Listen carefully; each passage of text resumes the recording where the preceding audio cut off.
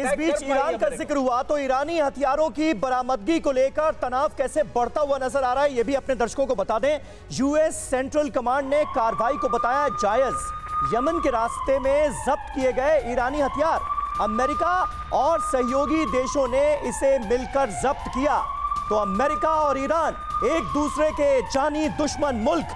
क्या आने वाले वक्त में जंग की चिंगारियां यहां पर भी सुलगती हुई नजर आ रही हैं? क्योंकि पिछले दिनों हमने देखा ईरान के 6 शहरों को निशाना बनाकर कैसे सीरियल अटैक्स को अंजाम दिया गया और कयास हर तरफ यही लगे कि इसके पीछे इजराइल का हाथ है।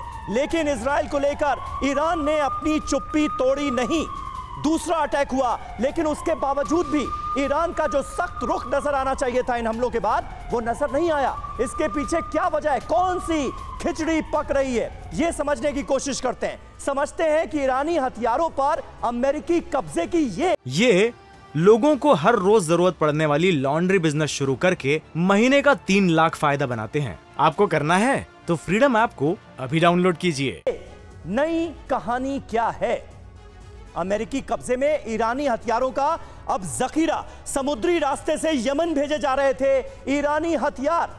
अमेरिकी नेवी की अगुवाई में यह बड़ा एक्शन नजर आया, यह कार्रवाई की गई। अमेरिका के सहयोगी देश में कार्रवाई में अमेरिका के सहयोगी देश शामिल हो सकते हैं, इस बात के पूरे आसार हैं। अमेरिका इसे लेकर दावा क्या कर रहा है, ये देखिए। गैर कानूनी तरीके से भेजे जा रहे थे हथियार, यह कहा गया है। पश्चिमी इंटेलिजेंस से हथियारों की जानकारी मिली और उसके बाद ईरानी हथियारों के जखीरे को जब्त कर लिया गया। क्या क्या था इसमें? 3000 असॉल्ट राइफल्स थी, 3000। इसके अलावा 5.8 लाख 5.8 लाख राउंड गोला बारूद था। 23 एडवांस एंटी टैंक गाइडेड मिसाइलें थी, यानी तमाम तरह के अत्याधुनिक हथियार थे और इन्हें अमेरिका ने अब अपने कब्जे में ले लिया है। याद कीजिए राठौड़ साहब कि इसी तरह का हमला एक और हुआ था, 17-18 ट्रक, जिसके बारे में यह कहा गया कि ईरान देखिए हिजबुल्लाह की मदद करने जा रहा है और इन ट्रकों में हथियार भरकर जा रहे हैं, उस पर अटैक किया जाता है। इजराइल का हाथ होने का अंदेशा और अब बड़ा जखीरा हथियारों का ईरान का अमेरिका जब्त कर लेता है। होने क्या जा रहा है इस पूरे रीजन में? देखिए, ये जो हथियार जा रहे थे और यमन में ये खुला सीक्रेट है कि ईरान हूती रिबल्स को सपोर्ट कर रहा है और ईरान के इस जखीरे को जब्त करके कहीं ना कहीं हूती रिबल्स को रोका गया है। और जो यमन में सबसे बड़ी प्रेजेंस आज की तारीख में वो सऊदी अरेबिया की है, तो सऊदी अरेबिया के वॉर एफर्ट को इससे फ़ायदा पहुंचेगा।